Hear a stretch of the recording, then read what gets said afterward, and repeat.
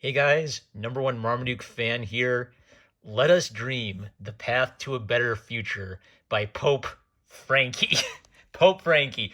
I love the Lutheran satire Pope Franky videos. That's got to be one of the greatest satires of all time. Oh, hi, my Catholic friends. I'm glad you're here. So, let me just kind of like add an asterisk to this. I understand that not everything Pope Franky says is supposed to be infallible. I think the rule is for the Pope to be infallible, he has to be speaking ex cathedra, like in his capacity as a pastor on matters of doctrine. So this is a book that he put out, so I don't think this is him speaking ex cathedra. Still, he's very much like pointing to his pope powers here in this revelatory, uplifting, and practical book. The preeminent spiritual leader explains why we must and how we can make the world safer, fairer, and healthier for all people now. This is basically Pope Francis coming out in favor of the Great Reset. And I love my Catholic friends, so I kind of want to like explain an interesting point about Pope Francis. C.S. Lewis, not a Catholic, has made the point that Orthodox believers tend to agree that they can disagree, meaning they actually can have a substantive agreement that we believe very different things from one another. And sort of liberal, ecumenically minded types who want all the religions to come together and sing kumbaya. Usually they only get to that point by rejecting the orthodoxy of their current religion. So Lewis's point is that, liberal, kumbaya, all religions are a path to the mountain people tend to have kind of a false unity. And so, and then the irony is the Orthodox, like hard believers in this particular religious creed or that particular religious creed, like we know we have like really fundamental differences, but at least we can kind of like, at least I can kind of like respect that guy's committed to something, right? He's just not floating from idea to idea. So the thing you got to understand about Pope Francis, Pope Franky, is that he came immediately after Pope Benedict or Cardinal Ratzinger, and it was interesting that Cardinal Ratzinger retired from being the Pope while he was still alive. That's a pretty unusual thing to happen. And Ratzinger is sort of the Catholic conservatives' favorite Pope. He was sort of like a hard doctrine scholar type of guy, where like if you were like a old school Catholic and you wanted to read some like old school Catholic doctrine, like you could actually take Pope Benedict seriously. And Pope Francis is a much more South American liberation theology Jesuit type. And if you think like I'd be tough on Pope Franky as a Protestant, no one is tougher on Pope Franky than Catholics on Twitter. Like they hate Jesuits. And I always have to imagine like a Sean Hannity or a Michael Knowles going into the Catholic bookstore and seeing, oh no, Pope Francis has a new book. Oh no, God, why are you testing me? I know that Pope Francis is going to be dropping bombs on my conservative Catholic beliefs everywhere. So Pope Francis has clearly made it his mission to try to orient the Catholic Church in a more leftward direction. And the question is, will he succeed at that or not? So if you are a conservative Catholic, what you're kind of hoping is, well, at least he's not speaking ex cathedra. At least the Catholic Church could bounce back from this and get past this like weird little side issue. Or is Pope Francis an indication of the Catholic Church moving in a more secular, modernist, or maybe postmodern direction in its theology? Now, he'll also have his moments where he has to throw a bone to the conservatives too, or he couldn't be pope if he was just always bashing the conservatives. So he'll have his moment where he says abortion is bad, euthanasia is bad. He has some moderate criticism of the Black Lives Matters protesters for tearing down statues, but again, like he's never as hard on them as he is on like the independent American individualist types. So like his problem with the Black Lives Matters protesters is that they're destroying statues. He completely sympathizes with their underlying grievance. He says they're anti-racist protesters. They actually have he agrees that they have a point about all of the racist people in the past who we have statues for. He basically just limits his criticism to, I don't think we should tear down these statues by force. I think that people should come together and discuss it and maybe bring down these statues voluntarily, because it's not good to destroy the past. So that's kind of like it's one of the most conservative things he says in the book. But then when he talks about people who are anti-mask or people who are pro-death penalty or pro-capitalism, he is just like throwing fire and brimstone at them as hard as he can. So the back of this book gives you a good idea of what to expect going in. I've actually highlighted some quotes I think are significant because it's basically Francis attempting to make a pitch for reorienting the world economy so it's not controlled by the wealthy elite, which is a rhetorical way of saying a less capitalist society. And he is really, really bad at rhetoric. Like this is a rhetorical work where he's kind of like trying to point to, wouldn't it be good if we could stop world hunger? Wouldn't it be good if we could let people get past this COVID crisis so that we can touch one another again because we need to touch one another again? But wouldn't it also be good if we would respect the government's rules so that no one gets sick and so that nobody dies? He has like a whole weird thing where he stretches out a metaphor way too far, where it's like we all have our own personal COVID crisis. The hunger problem is a COVID crisis. Capitalism is a COVID crisis. King David, he went through his personal COVID crisis when he killed Uriah. What? No, that doesn't work. So, to my Catholic friends out there, I hope that you can join me in having a little chuckle at Pope Franky. Maybe you have a harder chuckle at Pope Franky than even I do. But I just want to let you know, I love my Catholic friends out there. I cannot help but think of the Michael Jackson popcorn meme when I try to read this Great Reset stuff. So, and I have to read it in Pope Franky's voice, of course. But I say this with pain and shame.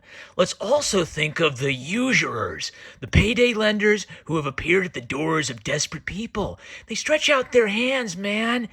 If they stretch out their hands, man, it is to offer loans that can never be repaid, which end up permanently indebting those who accept them. Dude, such lenders speculate with the suffering of others. So one of the things I think of here is sort of like a Thomas Sowell in contrast to a Pope Francis, where Thomas Sowell makes the point that, well, poor people like payday loaners. They keep going to them to get their money. And one of the reasons that payday loaners charge a high interest is it's expensive to do business in an impoverished community or to lend money to an impoverished people. So there's like this ethical discussion of, I think almost everybody feels a little moral twinge inside when they hear about interests and loans with like really high interest rates and people getting trapped in debt. Like that bothers us morally. But is the solution to call payday loaners usurers?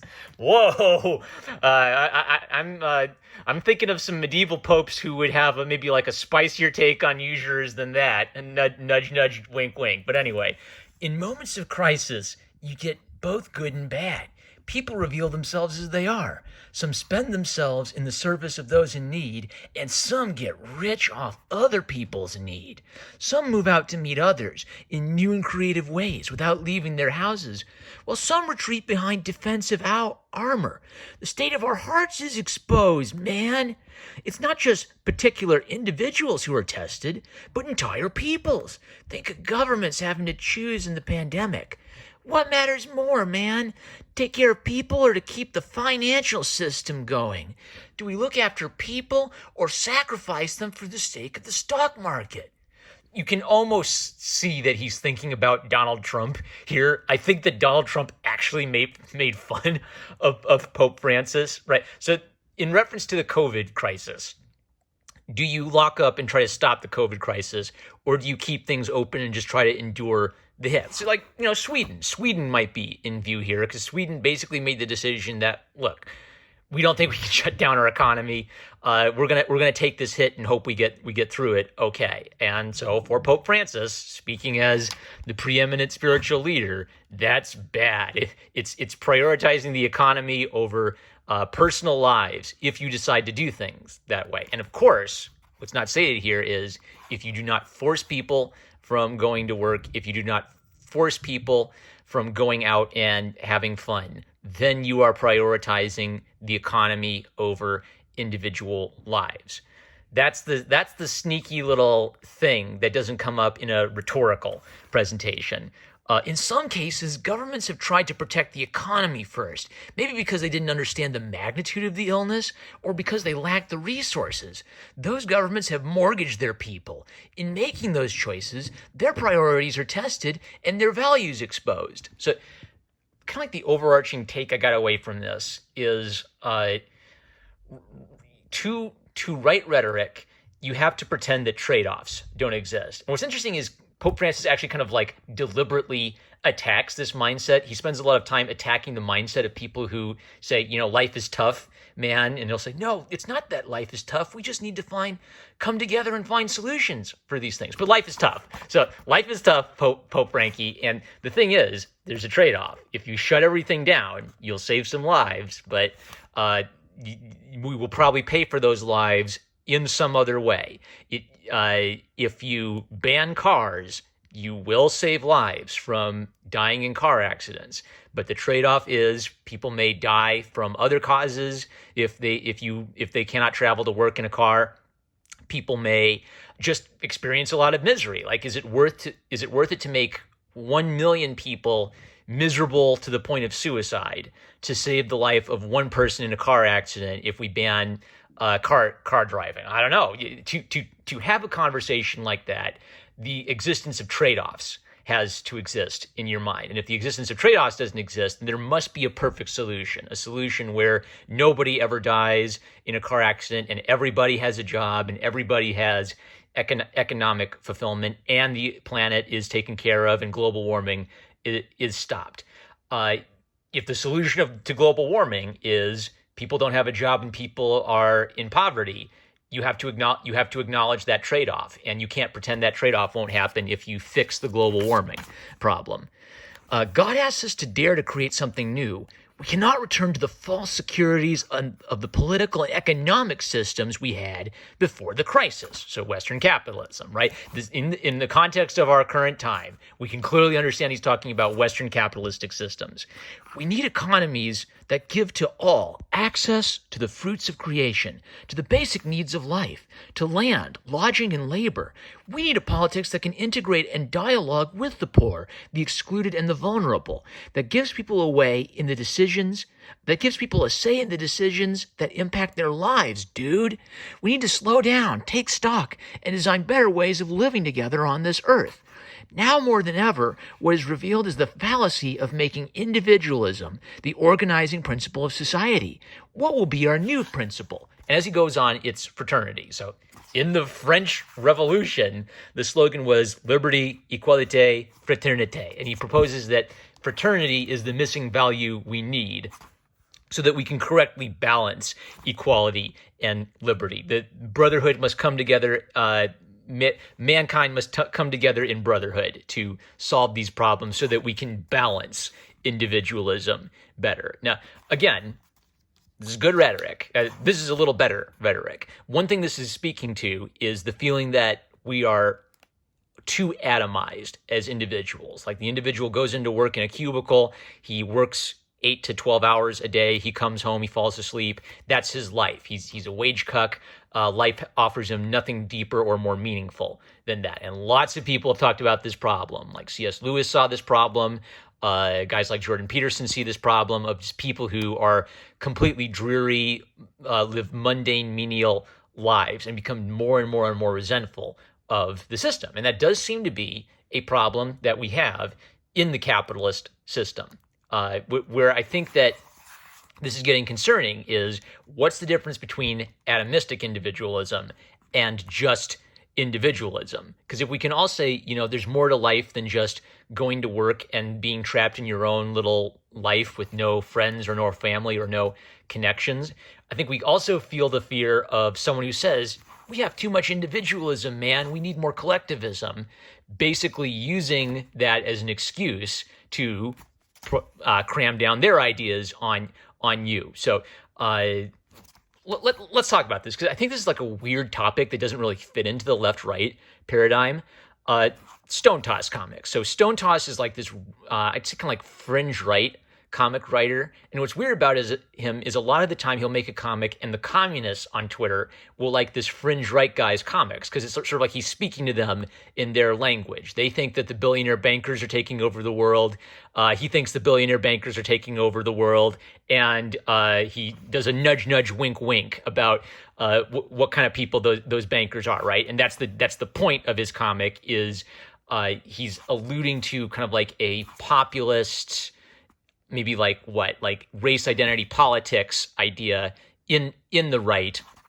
At the same time, he's saying our ideas actually parallel the fringe left. Both of them are afraid of billionaires taking over the world, basically, right? And this is kind of like a common fear. Like a lot of our movies have this. I think a lot of people have this as maybe just like a gut feeling that they're afraid of. Are billionaires trying to take over the world and ruin my life? And that cuts across the left-right divide. Now, the problem with something like the Great Reset, though, or let's reorganize our economy, is who's going to be reorganizing the economy? Is it going to be Jane Doe and John Q? No, it's going to be billionaires reorganizing the economy and reorganizing society. And so there's the conspiracy theory side of it, where like the idea of the Great Reset is like a bunch of evil guys around a table waiting to take over the world. And I think the reality is actually it's not as exciting as the conspiracy theory version. It's more like a bunch of boring rich guys who just hang out on a fancy mansion all day, and they just kind of like don't hear themselves or they don't get it. Like if rich billionaires were going to take over the world and start the Great Reset, I don't think they'd come out in black capes and laugh maniacally about it and speak in Shakespearean soliloquy about it. I think they'd post a Minions meme about it. About hey Zoomers, we're collectivist now. No more capitalism. I hate my wife. I'm a boomer. Right? That kind of thing. The meme I'm thinking of is some think tank put out a meme saying, you will own nothing and you will be happy. So the reason I'm thinking about this rhetoric a lot is there's a lot of populist rhetoric that sounds good to the populace. And you say, man, the rich billionaires are taking over the world. Okay, what's the solution? The rich billionaires will change our culture and fix everything. Wait a second. That sounds suspicious. So jumping ahead, let us dream A Time to See. So A Time to See is Francis trying to talk about what he sees the problems are. I'm only going to cover A Time to See. There are two more essays, but this Francis lists several problems that he thinks we should look at through the lens of coronavirus, and that's where I think he stretches his coronavirus metaphor to the breaking point, where every single problem he wants to talk about, that's coronavirus. That's coronavirus too. What a sign of contradiction to the individualism and self-obsession and lack of solidarity that so dominate our wealthier societies. Could these caregivers, sadly, gone from us now, be showing us the way we must now rebuild? So, if you were at the front line of like caring for people in the hospitals, I sure hope you were an anti-capitalist, because Pope Francis wants to use you as emotional fodder for his argument that it's time to reorient capitalist societies towards a more equitable future. I don't know what Pope Franky does with you if you were a capitalist and a frontline worker. I guess you don't factor into that rhetoric. But because brave people died fighting the coronavirus, it's time to reorient our economy so we're not so individualistic anymore.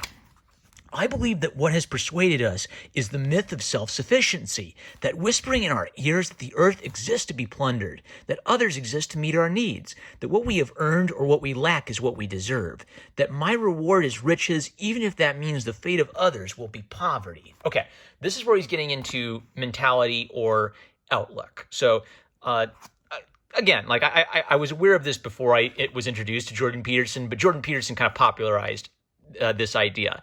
There's this idea that people's personality is actually very closely connected to people's politics. So apart from conservative and liberal politics, there's a conservative and liberal personality type. And generally speaking, if you fit the conservative personality type, you're going to be inclined towards the conservative politics and vice versa. So what I think that Francis is talking about here is a conservative personality type. I want to be self-sufficient. I want to take care of myself. I want to take care of my family. I don't want to take charity I want to sort my problems and not get into other people's business, and I want them to stay out of my business. And he sees this as sort of a central idolatrous problem that he thinks is creating all the other problems. Like, if we could get past this conservative, tough mindset, then we could move towards everybody coming together and singing Kumbaya. And again, it's good rhetoric, because I don't think it's enough to just have a conservative mindset or a default conservative personality. I think what's important is truth. So there's truth in the conservative mindset. The world really does suck, and it really is full of pain and misery and suffering. And you need to have a bit of a tough mindset if you're going to endure some of those problems. But at the same time, I don't think it's enough to just tell people, pull yourself up by your bootstraps, just say no to the drugs. The advantage of the liberal mindset is because the liberal mindset is so interested in people's emotions and personal experiences. They're much better at being empathetic than sort of tough-minded, logical, cold, hard facts, Ben Shapiro-style conservatives. But it's noteworthy to me that Francis has no problem seeing maybe the limit of a conservative outlook or perspective on life, but he can't look at it from the other perspective and see how an open, everybody come together and sing Kumbaya perspective also has its flaws. It's bad for us to have guns. Okay, is it good to defend ourselves? He does occasionally throw a bone to the conservatives, but you can really tell he doesn't have much interest in trying to understand the conservative Catholic perspective. For him, the conservative perspective in general and the conservative Catholic perspective by logical consequence is the central problem creating most of the problems he sees in the modern world. The regeneration of human society meant to return to respecting limits, curbing the reckless pursuit of wealth and power, looking out for the poor and those living on the edges. So what I see this connecting to is sort of a woke theology, or a theology where those on the margins of society are those with the primary responsibility and the primary glory or respectful role of guiding the new future. So it's the poor, the downtrodden, and the oppressed who will carry us forward into the brighter future. And you can point to biblical stories where this guy was not a king like David. He wasn't the biggest and strongest of his brothers. He wasn't the one that Samuel thought God would pick. And God says, well, I look to the heart. So a lot of liberal theologians can point to mental pictures like that and say, so for our time today, it's going to be the marginalized and the oppressed who lead us forward. But one of the problems is who gets to define what the marginalized and oppressed group is, and who gets to define what the non-marginalized and oppressor group is. What if both groups feel a little oppressed for different reasons? Who wins? Who wins in a scenario where there have to be trade-offs? So I'm not going to answer that. I'm just going to hop ahead. This is where I just I just see Sean Hannity and Michael Knowles burying their head in their hands and then having to quote some cool old medieval Catholic scholar just to get them through another day of Pope Franky. So he complains about fake news and post-truth culture. Some media have used this crisis to persuade people that foreigners are to blame, like Trump, that coronavirus is little more than a little bout of flu, well, like CNN and all the rest of the media, but anyway, that everything will soon return to what it was before, and that restrictions necessary for people's protection amount to an unjust demand on an interfering state. There are politicians who peddle these narratives for their own gain, but they could not succeed without some media creating and spreading them. Sadly, this phenomenon is not foreign to certain so-called Catholic media that claim to be saving the church from itself. Shots fired. Whoa. So, if you are a Catholic trying to save the church from itself and trying to save the church from leading some kind of reorientation of society to where we're less individual and more concerned about sharing wealth with everybody, you're a so-called Catholic. In Pope Frank, I'm sure he's not speaking ex cathedra. He's not speaking ex cathedra, but he is done with Catholics who are more Catholic than the Pope. Hopping ahead. Some of the protests during the coronavirus have brought to the fore an angry spirit of victimhood, but this time among people who are victims only in their own imagination, bro. Those who claim, for example, that being forced to wear a mask is an unwarranted imposition by the state dog, yet who forget or do not care about those who cannot rely, for example, on Social Security or have lost their jobs. So I guess if you're anti-mask, you hate old people. Like there's no category for people who are anti-mask and like old people. I guess all people who like masks care about old people. Yep, that's just basically it. It's a simple Aristotelian syllogism. If you don't want to wear a mask, you hate old people. You don't want to wear a mask, therefore you hate old people. But most governments acted responsibly, imposing strict measures to contain the outbreak. Yet some groups protested, refusing to keep their distance, marching against travel restrictions, as if measures that governments must impose for the good of their people constitute some kind of political assault on autonomy or personal freedom. Dude, what's the deal with that? They just gotta smoke a joint and chillax, bruh. Looking to the common good is much more than the sum of what is good for individuals. It means having a regard for all citizens and seeking to respond effectively to the needs of the least fortunate. We spoke earlier of narcissism, bruh, and armor-plated selves, of people who live off grievance, thinking only of themselves. It is the inability to see that we don't all have the same possibilities available to us. It is all too easy for some to take an idea, in this case, for example, personal freedom, and turn it into an ideology, creating a prism through which they judge everything. You'll never find such people protesting the death of George Floyd or joining a demonstration because there are shanty towns where children lack water or education, or because there are whole families who have lost their income. So again, it's the same rhetorical argument. If you are against masks, if you are personally opposed to the government preventing you from leaving your home, you must hate George Floyd. You must not care about children in shanty towns without education, or you don't care about people who've lost their income. Well, wait a second. The people who've lost their jobs and income lost their income because of the government restrictions. So again, like, do you see the trade-off? Do you see the trade-off problem? Francis thinks in a way where if something is bad, it serves his argument because he can complain about how bad it is. And I guess anybody who's kind of like on the individualistic right, for them, he shares this really harsh, like fire and brimstone, shame on you, anti-mask Catholics. You're only victim. You could not possibly have any legitimate grievance whatsoever. Your victimization is only within your own minds. White conservative, individualistic conservative Catholics. I think I have like the section where he talks about BLM. Yeah, he talks about BLM next and says, I'm against destroying statues. Okay, but towards them, of course, towards BLM, he's extremely compassionate and extremely considerate of why they do what they do. And he doesn't say anything about whether BLM protests contributed to COVID spikes. No comment on that whatsoever. Now, why'd I mark this? All right, so he talks about the financial crisis of 2008. It's kind of like a restatement of the same point. Our governments seem to favor bailing out the rich and the bankers, and they don't care too much about bailing out the individual person. Now, you know who talked about that a lot back in the day?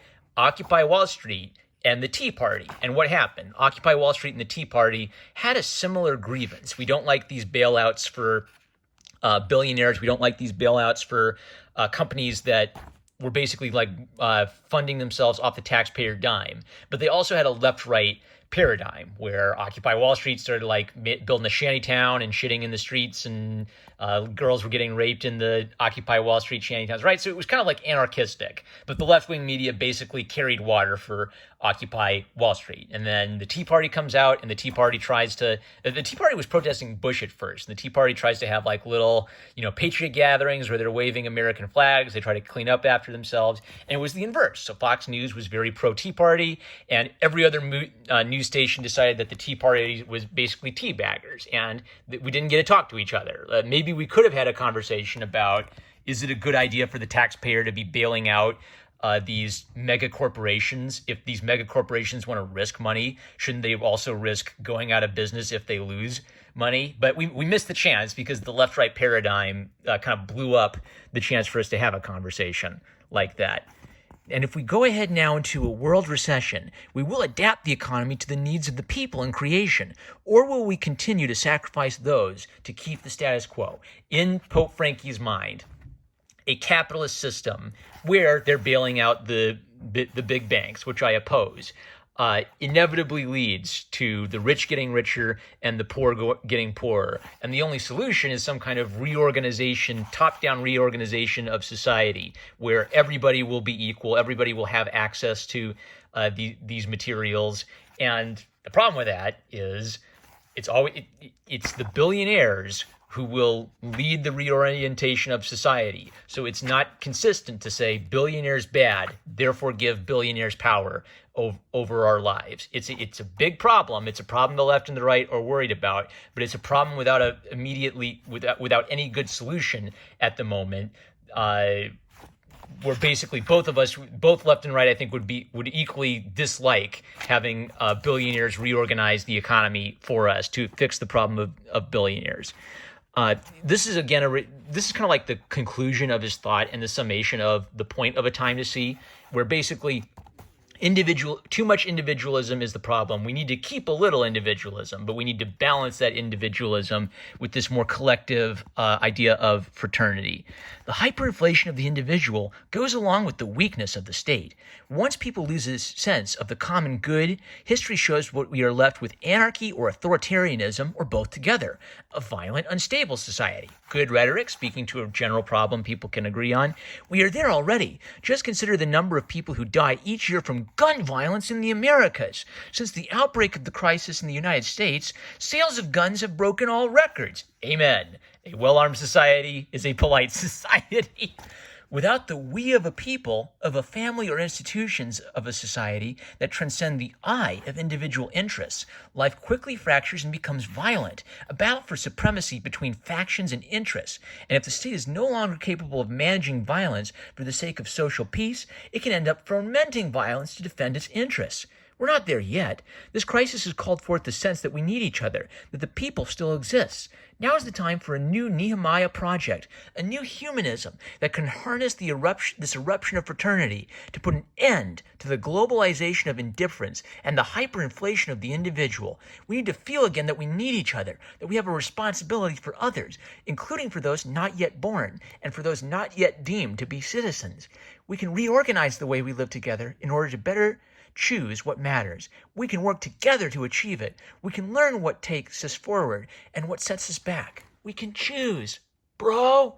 All right, so it ends with a general call for fraternity. So this works as rhetoric in the sense that it speaks to a deeply felt human problem, which is the deeply felt human problem of no connection to anybody else other than yourself, and the feeling that modern capitalist culture is so fixated on the creation of wealth and of industry that the individual gets sort of lost in that machine, while ironically the individual is the only kind of like basis or framework of society. If you could have a more fraternal, kumbaya, brotherhood of man mentality, you could perhaps escape the cold, heartless capitalist machine. Now, there's a different side of this problem that I think this rhetoric is missing entirely, which is the person who feels like their individuality has been lost to them. So is the problem that we have too much individualism, or is the problem that we don't have enough individualism, where people, because they feel like they're cogs in this machine,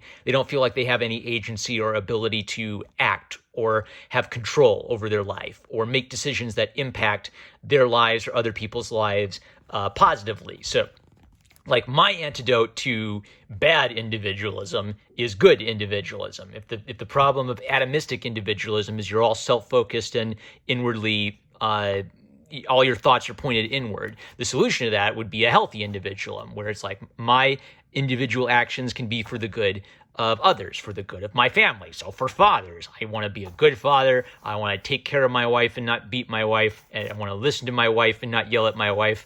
I want to help my kids and not hurt my kids. I want to teach my kids to do what's right and not make my kids angry all the time, right? Positive individualism becomes an antidote to stupid or bad individualism. In Pope Francis's formation of it, the solution to bad individualism is good collectivism. Now, I like some good community feelings, like go to church, help out the guys at your church, feel connected with them. The church used to provide that kind of a fraternal collective community bonding. If we're losing that, can you make a secular substitute? I don't think you can have a secular substitute because people recognize that their goals are at cross purposes with one another. And if someone wins, someone else has to lose. So if you try to have like a secular church of community feeling between people who disagree on fundamental issues, what we all know is that someone's gonna beat somebody. So if someone's gonna win, it better be me. And I don't have any solution to this problem. Neither does the preeminent spiritual leader of the world, Pope Franky. Apparently, the only solution that Pope Franky sees is the Great Reset. So Jeffrey Epstein didn't kill himself. Pope Franky's big on the Great Reset. To all of my Catholic bros out there, I'm sorry if this was a cringe fest. Speaking only as your Protestant bro, I feel your pain. I feel your pain trying to read Pope Franky. So should I keep reading more? Should I read? So that was Pope Francis on the problem. So a time to choose will have to be basically his call to action on how to fix the problem of everything in our life being COVID-19. All right, what do you think? I'm number one Marmaduke fan. Love you guys. Catch you later.